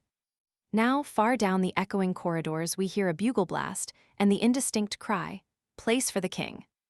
Way for the king's most excellent majesty." These sounds are momently repeated. They grow nearer, and presently, almost in our faces, the martial note peals and the cry rings out, "Way for the king." At this instant the shining pageant appears and files in at the door with a measured march. Let the chronicler speak again. First come gentlemen, barons, earls, knights of the garter, all richly dressed and bareheaded. Next comes the chancellor, between 2, one of which carries the royal scepter, the other the sword of state in a red scabbard, studded with golden fleur-de-lis, the point upwards. Next comes the king himself whom, upon his appearing, 12 trumpets and many drums salute with a great burst of welcome, whilst all in the galleries rise in their places, crying, "God save the king." After him come nobles attached to his person, and on his right and left march his guard of honor, his 50 gentlemen pensioners, with gilt battle-axes. This was all fine and pleasant. Tom's pulse beat high, and a glad light was in his eye. He bore himself right gracefully, and all the more so because he was not thinking of how he was doing it, his mind being charmed and occupied with the blithe sights and sounds about him. And besides, nobody can be very ungraceful in nicely fitting, beautiful clothes after he has grown a little used to them, especially if he is for the moment unconscious of them. Tom remembered his instructions and acknowledged his greeting with a slight inclination of his plumed head and a courteous, "I thank ye, my good people." He seated himself at table without removing his cap, and did it without the least embarrassment, for to eat with one's cap on was the one solitary royal custom upon which the kings and the canties met upon common ground, neither party having any advantage over the other in the matter of old familiarity with it. The pageant broke up and grouped itself picturesquely, and remained bareheaded. Now, to the sound of gay music, the yeomen of the guard entered, the tallest and mightiest men in England, they being carefully selected in this regard, but we will let the chronicler tell about it. The yeomen of the guard entered, bareheaded, clothed in scarlet, with golden roses upon their backs, and these went and came, bringing in each turn a course of dishes, served in plate. These dishes were received by a gentleman in the same order they were brought, and placed upon the table, while the taster gave to each guard a mouthful to eat of the particular dish he had brought, for fear of any poison. Tom made a good dinner, notwithstanding he was conscious that hundreds of eyes followed each morsel to his mouth, and watched him eat it with an interest which could not have been more intense if it had been a deadly explosive, and was expected to blow him up and scatter him all about the place. He was careful not to hurry, and equally careful not to do anything whatever for himself, but wait till the proper official knelt down and did it for him. He got through without a mistake, flawless and precious triumph. When the meal was over at last, and he marched away in the midst of his bright pageant, with the happy noises in his ears of blaring bugles, rolling drums, and thundering acclamations, he felt that if he had seen the worst of dining in public it was an ordeal, which he would be glad to endure several times a day, if by that means he could but buy himself free from some of the more formidable requirements of his royal office. Chapter 17. Foo-Foo the First. Miles Hendon hurried along toward the Southwark end of the bridge, keeping a sharp lookout for the persons he sought, and hoping and expecting to overtake them presently. He was disappointed in this, however. By asking questions, he was enabled to track them part of the way through Southwark. Then all traces ceased, and he was perplexed as to how to proceed. Still, he continued his efforts as best he could during the rest of the day. Nightfall found him leg-weary, half-famished, and his desire as far from accomplishment as ever. So he supped at the Tabard Inn and went to bed, resolved to make an early start in the morning and give the town an exhaustive search. As he lay thinking and planning, he presently began to reason thus. The boy would escape from the ruffian, his reputed father if possible. Would he go back to London and seek his former haunts? No, he would not do that. He would avoid recapture. What then would he do? Never having had a friend in the world, or a protector, until he met Miles Hendon, he would naturally try to find that friend again, provided the effort did not require him to go toward London and danger. He would strike for Hendon Hall, that is what he would do, for he knew Hendon was homeward bound, and there he might expect to find him. Yes, the case was plain to Hendon. He must lose no more time in Southwark, but move at once through Kent, toward Monk's home, searching the wood and inquiring as he went. Let us return to the vanished little king now. The ruffian whom the waiter at the inn on the bridge saw, about to join, the youth and the king did not exactly join them, but fell in close behind them and followed their steps. He said nothing. His left arm was in a sling, and he wore a large green patch over his left eye. He limped slightly and used an oaken staff as a support. The youth led the king a crooked course through Southwark, and by struck into the high road beyond. The king was irritated now, and said he would stop here. It was Hendon's place to come to him, not his to go to Hendon. He would not endure such insolence. He would stop where he was. The youth said, "Thou'lt tarry here, and thy friend lying wounded in the wood yonder." "So be it then." The king's manner changed at once. He cried out, "Wounded? And who hath dared to do it? But that is apart. Lead on, lead on. Faster, sirrah. Art shod with lead. Wounded is he. Now though the doer of it be a duke's son, he shall rue it." It was some distance to the wood, but the space was speedily traversed. The youth looked about him, discovered a bough sticking in the ground, with a small bit of rag tied to it, then led the way into the forest, watching for similar boughs and finding them at intervals. They were evidently guides to the point he was aiming at. By and by an open place was reached, where were the charred remains of a farmhouse, and near them a barn which was falling to ruin and decay. There was no sign of life anywhere, and utter silence prevailed. The youth entered the barn, the king following eagerly upon his heels. No one there. The king shot a surprised and suspicious glance at the youth, and asked, "Where is he?" A mocking laugh was his answer. The king was in a rage in a moment. He seized a billet of wood and was in the act of charging upon the youth when another mocking laugh fell upon his ear. It was from the lame ruffian who had been following at a distance. The king turned and said angrily, "Who art thou? What is thy business here?" "Leave thy foolery," said the man, "and quiet thyself. My disguise is none so good that thou canst pretend thou knowest not thy father through it. Thou art not my father. I know thee not. I am the king. If thou hast hid my servant, find him for me, or thou shalt sup sorrow for what thou hast done."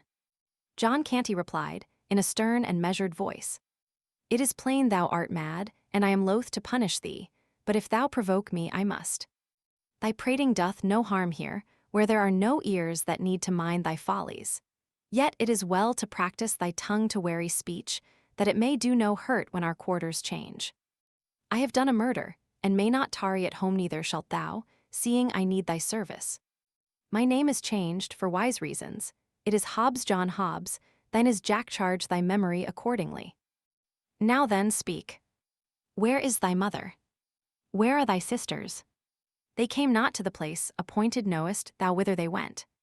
The king answered sullenly, "Trouble me not with these riddles.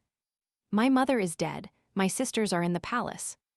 The youth near by burst into a derisive laugh, and the king would have assaulted him, but Cantior Hobbs, as he now called himself, prevented him, and said, "Peace, Hugo, vex him not. His mind is astray, and thy ways fret him. Sit thee down, Jack, and quiet thyself. Thou shalt have a morsel to eat anon." Hobbs and Hugo fell to talking together, in low voices, and the king removed himself as far as he could from their disagreeable company. He withdrew into the twilight of the farther end of the barn, where he found the earthen floor bedded a foot deep with straw. He lay down here, drew straw over himself in lieu of blankets, and was soon absorbed in thinking. He had many griefs, but the minor ones were swept almost into forgetfulness by the supreme one, the loss of his father. To the rest of the world, the name of Henry VIII brought a shiver and suggested an ogre whose nostrils breathed destruction and whose hand dealt scourgings and death. But to this boy, the name brought only sensations of pleasure. The figure it invoked wore a countenance that was all gentleness and affection. He called to mind a long succession of loving passages between his father and himself, and dwelt fondly upon them, his unstinted tears attesting how deep and real was the grief that possessed his heart. As the afternoon wasted away, the lad, wearied with his troubles, sank gradually into a tranquil and healing slumber. After a considerable time he could not tell how long his senses struggled to a half-consciousness, and as he lay with closed eyes vaguely wondering where he was and what had been happening, he noted a murmurous sound, the sullen beating of rain upon the roof. A snug sense of comfort stole over him, which was rudely broken, the next moment, by a chorus of piping cackles and coarse laughter. It startled him disagreeably, and he unmuffled his head to see whence this interruption proceeded. A grim and unsightly picture met his eye. A bright fire was burning in the middle of the floor, at the other end of the barn, and around it, and lit weirdly up by the red glare, lolled and sprawled the motliest company of tattered gutter scum and ruffians, of both sexes, he had ever read or dreamed of. There were huge stalwart men, brown with exposure, long-haired, and clothed in fantastic rags. There were middle-sized youths of truculent countenance and similarly clad. There were blind mendicants with patched or bandaged eyes, crippled ones with wooden legs and crutches, diseased ones with running sores peeping from ineffectual wrappings. There was a villain-looking peddler with his pack, a knife grinder, a tinker, and a barber surgeon with the implements of their trades. Some of the females were hardly grown girls, some were at prime, some were old and wrinkled hags, and all were loud, brazen, foul-mouthed, and all soiled and slatternly. There were 3 sore-faced babies. There were a couple of starveling curs, with strings about their necks, whose office was to lead the blind. The night was come, the gang had just finished feasting, an orgy was beginning. The can of liquor was passing from mouth to mouth. A general cry broke forth. A song from the Bat, and Dick and Dotton go one. One of the blind men got up, and made ready by casting aside the patches that sheltered his excellent eyes, and the pathetic placard which recited the cause of his calamity. Dotton go one disencumbered himself of his timber leg, and took his place, upon sound and healthy limbs, beside his fellow rascal. Then they roared out a rollicking ditty, and were reinforced by the whole crew, at the end of each stanza, in a rousing chorus. By the time the last stanza was reached, the half-drunken enthusiasm had risen to such a pitch that everybody joined in and sang it clear through from the beginning, producing a volume of villainous sound that made the rafters quake. These were the inspiring words.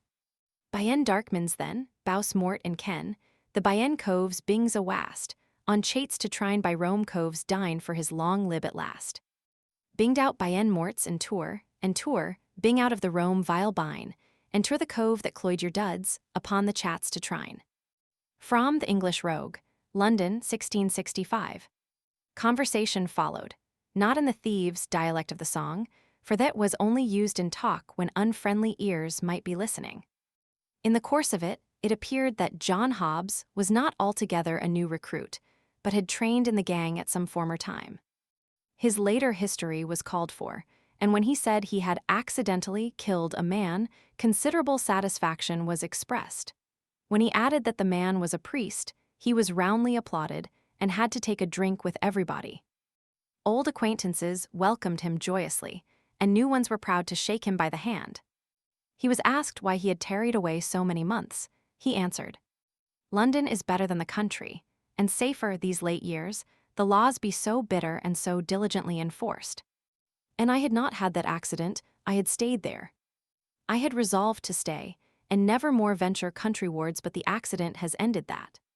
He inquired how many persons the gang numbered now. The ruffler, or chief, answered, 25 sturdy budges, bulks, files, clapperdogans, and maunders, counting the dells and doxies and other morts.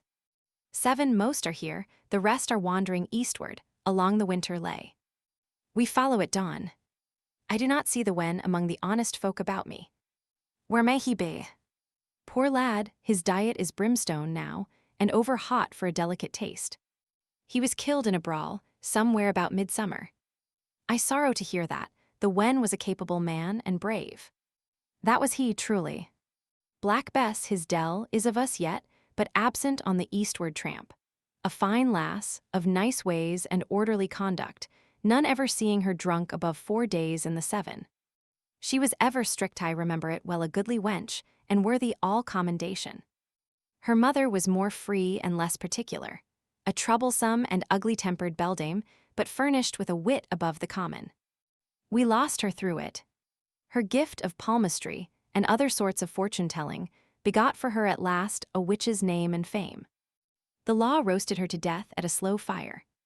It did touch me to a sort of tenderness to see the gallant way she met her lot, cursing and reviling all the crowd that gaped and gazed around her, whilst the flames licked upward toward her face and catched her thin locks and crackled about her old grey head, cursing them. Why, an thou shouldst live 1,000 years, thou'dst never hear so masterful a cursing. Alack, her art died with her. There be base and weakling imitations left, but no true blasphemy. The ruffler sighed, the listeners sighed in sympathy. A general depression fell upon the company for a moment, for even hardened outcasts like these are not wholly dead to sentiment, but are able to feel a fleeting sense of loss and affliction at wide intervals and under peculiarly favoring circumstances, as in cases like to this, for instance, when genius and culture depart and leave no heir. However, a deep drink all round soon restored the spirits of the mourners. "Have any others of our friends fared hardly?" asked Hobbs. "Some, yes. Particularly newcomers such as small husbandmen turned shiftless and hungry upon the world, because their farms were taken from them to be changed to sheep ranges. They begged and were whipped at the cart's tail, naked from the girdle up, till the blood ran, then set in the stocks to be pelted. They begged again, were whipped again, and deprived of an ear. They begged a third time, poor devils, what else could they do, and were branded on the cheek with a red-hot iron, then sold for slaves. They ran away, were hunted down, and hanged. 'Tis a brief tale, and quickly told. Others of us have fared less hardly. Stand forth, yokel, Burns, and Hod, show your adornments." These stood up and stripped away some of their rags, exposing their backs, crisscrossed with ropey old welts left by the lash. One turned up his hair and showed the place where a left ear had once been. Another showed a brand upon his shoulder, the letter 5, and a mutilated ear. The third said, "I am yokel, once a farmer and prosperous, with loving wife and kids. Now am I somewhat different in estate and calling, and the wife and kids are gone. Mayhap they are in heaven, mayhap in the other place, but the kindly God be thanked, they bide no more in England. My good old blameless mother strove to earn bread by nursing the sick. One of these died, the doctors knew not how. So my mother was burnt for a witch, whilst my babes looked on and wailed. English law up, all with your cups, now all together and with a cheer. Drink to the merciful English law that delivered her from the English hell. Thank you, mates, one and all." I begged, from house to house and the wife bearing with us the hungry kids, but it was crime to be hungry in England, so they stripped us, and lashed us through 3 towns. Drink ye all again to the merciful English law, for its lash drank deep of my Mary's blood, and its blessed deliverance came quick. She lies there in the potter's field, safe from all harms. And the kids, well, whilst the law lashed me from town to town, they starved. Drink, lads, only a drop to the poor kids, that never did any creature harm. I begged again, begged for a crust, and got the stalks and lost an ear. See, here bides the stump. I begged again, and here is the stump of the other to keep me minded of it. And still I begged again, and was sold for a slave. Here on my cheek under this stain, if I washed it off, ye might see the red the branding iron left there. A slave. Do you understand that word? An English slave, that is he that stands before ye. I have run from my master, and when I am found, the heavy curse of heaven fall on the law of the land that hath commanded it, shall hang. 1. A ringing voice came through the murky air. Thou shalt not, and this day the end of that law is come. All turned and saw the fantastic figure of the little king approaching hurriedly. As it emerged into the light and was clearly revealed, a general explosion of inquiries broke out. "Who is it? What is it? Who art thou, mannikins?" The boy stood unconfused in the midst of all those surprised and questioning eyes, and answered with princely dignity, "I am Edward, King of England." A wild burst of laughter followed, partly of derision and partly of delight in the excellence of the joke. The king was stung. He said sharply, "Ye mannerless vagrants, is this your recognition of the royal boon, have promised?" He said more, with angry voice and excited gesture, but it was lost in a whirlwind of laughter and mocking exclamations. John Hobbs made several attempts to make himself heard above the din, and at last succeeded saying, "Mates, he is my son, a dreamer, a fool, and stark mad-mind him not he thinketh he is the king." "I am the king," said Edward, turning toward him, "as thou shalt know to thy cost in good time. Thou hast confessed a murder, thou shalt swing for it. Thou'lt betray me, thou, and I get my hands upon thee." "Tut, tut," said the burly ruffler, interposing in time to save the king, and emphasizing this service by knocking Hobbs down with his fist. "Hast respect for neither kings nor rufflers.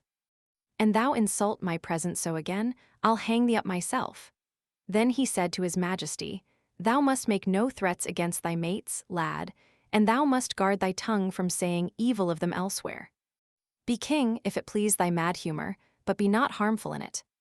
Sink the title thou hast uttered, 'tis treason. We be bad men in some few trifling ways, but none among us is so base as to be traitor to his king. We be loving and loyal hearts in that regard. Note if I speak truth. Now all together, long live Edward, King of England. Long live Edward, King of England." The response came with such a thundergust from the motley crew that the crazy building vibrated to the sound.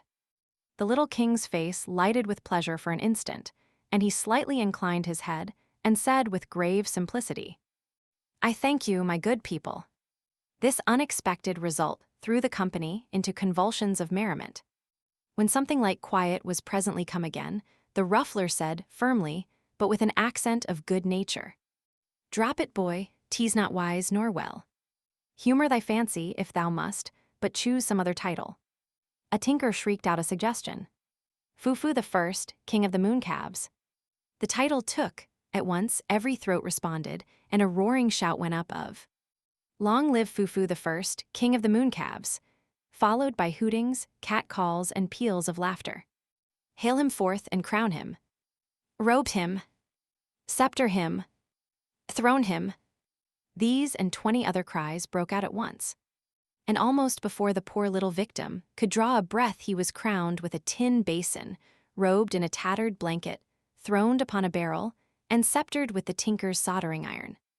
Then all flung themselves upon their knees about him and sent up a chorus of ironical wailings and mocking supplications, whilst they swabbed their eyes with their soiled and ragged sleeves and aprons. "Be gracious to us, O sweet king. Trample not upon thy beseeching worms, O noble majesty. Pity thy slaves, and comfort them with a royal kick. Cheer us and warm us with thy gracious rays, O flaming sun of sovereignty. Sanctify the ground with the touch of thy foot, that we may eat the dirt and be ennobled. Deign to spit upon us, O sire, that our children's children may tell of thy princely condescension, and be proud and happy forever." But the humorous tinker made the hit of the evening and carried off the honors. Kneeling, he pretended to kiss the king's foot, and was indignantly spurned.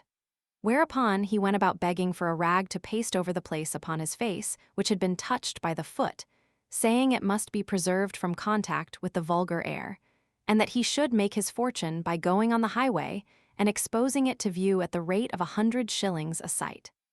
He made himself so killingly funny that he was the envy and admiration of the whole mangy rabble.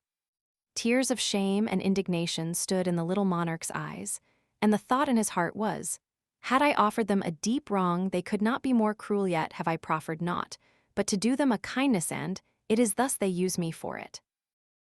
Chapter 18. The Prince with the Tramps. The troop of vagabonds turned out at early dawn and set forward on their march.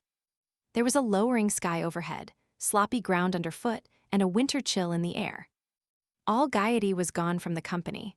Some were sullen and silent, some were irritable and petulant, None were gentle-humored, all were thirsty.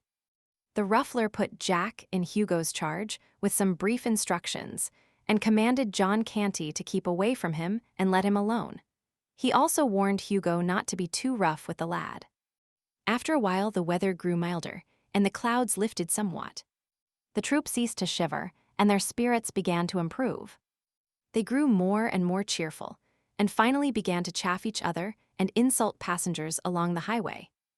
This showed that they were awaking to an appreciation of life and its joys once more. The dread in which their sort was held was apparent in the fact that everybody gave them the road, and took their ribald insolences meekly, without venturing to talk back. They snatched linen from the hedges, occasionally in full view of the owners, who made no protest, but only seemed grateful that they did not take the hedges too. By and by they invaded a small farmhouse and made themselves at home, while the trembling farmer and his people swept the larder clean to furnish a breakfast for them. They chucked the housewife and her daughters under the chin whilst receiving the food from their hands, and made coarse jests about them, accompanied with insulting epithets and bursts of hoarse laughter. They threw bones and vegetables at the farmer and his sons, kept them dodging all the time, and applauded uproariously when a good hit was made. They ended by buttering the head of one of the daughters, who resented some of their familiarities.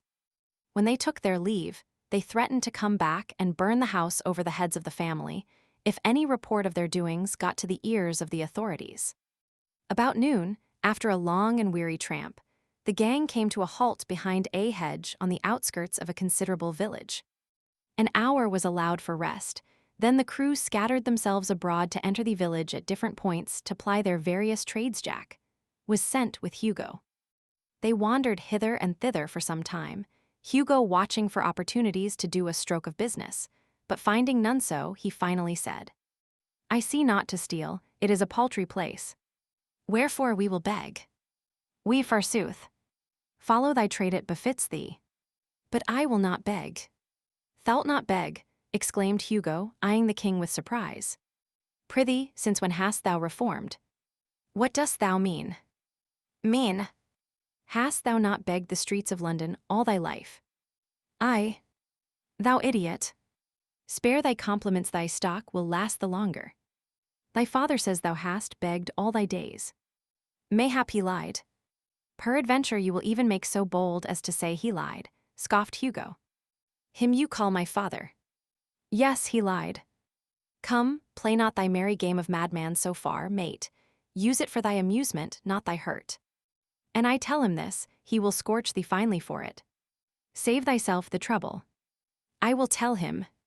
I like thy spirit, I do in truth, but I do not admire thy judgment. Bone-rackings and bastings be plenty eno in this life, without going out of one's way to invite them. But a truce to these matters, I believe your father. I doubt not he can lie, I doubt not he doth lie, upon occasion, for the best of us do that, but there is no occasion here. A wise man does not waste so good a commodity as lying for naught. But come, sith it is thy humor to give over begging, wherewithal shall we busy ourselves?" "With robbing kitchens." The king said, impatiently, "Have done with this folly, you weary me." Hugo replied with temper, "Now hark ye, mate, you will not beg, you will not rob, so be it. But I will tell you what you will do. You will play decoy whilst I beg. Refuse, and you think you may venture." The king was about to reply contemptuously, when Hugo said, interrupting, "Peace. Here comes one with a kindly face. Now will I fall down in a fit. When the stranger runs to me, set you up a wail and fall upon your knees, seeming to weep. Then cry out as all the devils of misery were in your belly, and say, 'Oh, sir, it is my poor afflicted brother, and we be friendless. O God's name, cast through your merciful eyes one pitiful look upon a sick, forsaken, and most miserable wretch. Bestow one little penny out of thy riches upon one smitten of God and ready to perish, and mind you, keep you on wailing, and abate not till we bilk him of his penny, else shall you rue it.'" Then immediately Hugo began to moan, and groan, and roll his eyes, and reel and totter about. And when the stranger was close at hand, down he sprawled before him with a shriek, and began to writhe and wallow in the dirt, in seeming agony. "Oh dear," cried the benevolent stranger, O poor soul, how he doth suffer. There let me help thee up. O noble sir, forbear, and God love you for a princely gentleman, but it giveth me cruel pain to touch me when I am taken so. My brother there will tell your worship how I am racked with anguish when these fits be upon me. A penny, dear sir, a penny to buy a little food, then leave me to my sorrows. A penny. Thou shalt have 3, thou hapless creature. And he fumbled in his pocket with nervous haste and got them out. There, poor lad, take them and most welcome. Now come hither, my boy, and help me carry thy stricken brother to yon house where— I am not his brother, said the king, interrupting. What? Not his brother? Oh, hear him, groaned Hugo, then privately ground his teeth. He denies his own brother, and he with one foot in the grave. Boy, thou art indeed hard of heart, if this is thy brother. For shame, and he scarce able to move hand or foot. If he is not thy brother, who is he then? A beggar and a thief. He has got your money, and has picked your pocket likewise. And thou wouldst he do a healing miracle, lay thy staff over his shoulders, and trust Providence for the rest. But Hugo did not tarry for the miracle. In a moment he was up and off like the wind, the gentleman following after and raising the hue and cry lustily as he went. The king, breathing deep gratitude to heaven for his own release, fled in the opposite direction and did not slacken his pace until he was out of harm's reach. He took the first road that offered and soon put the village behind him. He hurried along, as briskly as he could, during several hours, keeping a nervous watch over his shoulder for pursuit. But his fears left him at last, and a grateful sense of security took their place. He recognized now that he was hungry and also very tired. So he halted at a farmhouse, but when he was about to speak, he was cut short and driven rudely away. His clothes were against him. He wandered on, wounded and indignant, and was resolved to put himself in the way of like treatment no more. But hunger is pride's master. So, as the evening drew near, he made an attempt at another farmhouse. But here he fared worse than before, for he was called hard names and was promised arrest as a vagrant, except he moved on promptly. The night came on, chilly and overcast, and still the footsore monarch labored slowly on. He was obliged to keep moving, for every time he sat down to rest, he was soon penetrated to the bone with the cold. All his sensations and experiences, as he moved through the solemn gloom and the empty vastness of the night, were new and strange to him.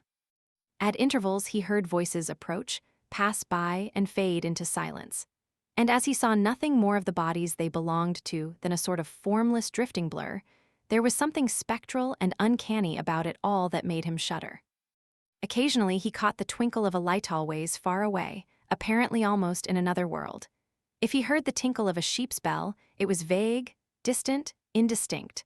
The muffled lowing of the herds floated to him on the night wind in vanishing cadences, a mournful sound. Now and then came the complaining howl of a dog over viewless expanses of field and forest. All sounds were remote. They made the little king feel that all life and activity were far removed from him, and that he stood solitary, companionless, in the center of a measureless solitude. He stumbled along, through the gruesome fascinations of this new experience, startled occasionally by the soft rustling of the dry leaves overhead, so like human whispers they seemed to sound. And by he came suddenly upon the freckled light of a tin lantern near at hand. He stepped back into the shadows and waited. The lantern stood by the open door of a barn. The king waited some time. There was no sound, and nobody stirring. He got so cold, standing still, and the hospitable barn looked so enticing, that at last he resolved to risk everything and enter. He started swiftly and stealthily, and just as he was crossing the threshold, he heard voices behind him. He darted behind a cask within the barn and stooped down. 2 farm laborers came in, bringing the lantern with them, and fell to work, talking meanwhile. Whilst they moved about with the light, the king made good use of his eyes and took the bearings of what seemed to be a good-sized stall at the further end of the place, purposing to grope his way to it when he should be left to himself. He also noted the position of a pile of horse blankets, midway of the route, with the intent to levy upon them for the service of the Crown of England for one night. By and by the men finished and went away, fastening the door behind them and taking the lantern with them. The shivering king made for the blankets, with as good speed as the darkness would allow, gathered them up, and then groped his way safely to the stall. Of 2 of the blankets he made a bed, then covered himself with the remaining 2. He was a glad monarch, now, though the blankets were old and thin and not quite warm enough, and besides gave out a pungent horsey odor that was almost suffocatingly powerful. Although the king was hungry and chilly, he was also so tired and so drowsy that these latter influences soon began to get the advantage of the former, and he presently dozed off into a state of semi-consciousness. Then, just as he was on the point of losing himself wholly, he distinctly felt something touch him. He was broad awake in a moment and gasping for breath. The cold horror of that mysterious touch in the dark almost made his heart stand still. He lay motionless and listened, scarcely breathing. But nothing stirred, and there was no sound. He continued to listen and wait during what seemed a long time, but still nothing stirred, and there was no sound. So he began to drop into a drowse once more, at last, and all at once he felt that mysterious touch again. It was a grisly thing, this light touch from this noiseless and invisible presence. It made the boy sick with ghostly fears. What should he do? That was the question, but he did not know how to answer it. Should he leave these reasonably comfortable quarters and fly from this inscrutable horror? But fly whither? He could not get out of the barn, and the idea of scurrying blindly hither and thither in the dark, within the captivity of the 4 walls, with this phantom gliding after him, and visiting him with that soft, hideous touch upon cheek or shoulder at every turn, was intolerable. But to stay where he was, and endure this living death all night, was that better? No. What then was there left to do? Ah, there was but one course. He knew it. Well, he must put out his hand and find that thing. It was easy to think this, but it was hard to brace himself up to try it. 3 times he stretched his hand a little way out into the dark, gingerly, and snatched it suddenly back, with a gasp, not because it had encountered anything, but because he had felt so sure it was just going to. But the 4th time, he groped a little further, and his hand lightly swept against something soft and warm. This petrified him nearly with fright. His mind was in such a state that he could imagine the thing to be nothing else than a corpse, newly dead and still warm. He thought he would rather die than touch it again. But he thought this false thought because he did not know the immortal strength of human curiosity. In no long time, his hand was tremblingly groping again against his judgment, and without his consent, but groping persistently on, just the same. It encountered a bunch of long hair. He shuddered, but followed up the hair and found what seemed to be a warm rope, followed up the rope and found an innocent calf, for the rope was not a rope at all, but the calf's tail. The king was cordially ashamed of himself for having gotten all that fright and misery out of so paltry a matter as a slumbering calf.